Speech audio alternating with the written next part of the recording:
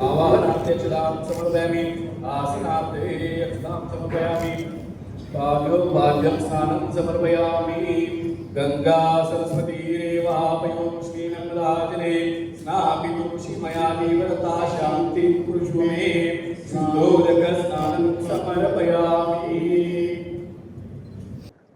तो शिवराजाभिषेक सोहळा हा आता संपूर्ण देशात आणि फॉरेन राष्ट्रांमध्ये सुद्धा सुरू झालेला आहे आणि शिवाजी महाराजांचं कार्य आणि विचार त्याच्यामुळे आपल्या सर्वांपर्यंत पोचत आहे. आजचा सोहळा म्हणजे पर्सेंटसुद्धा पूर्वीसारखं काही नाही आहे, परंतु एक प्रतीक आहे ते.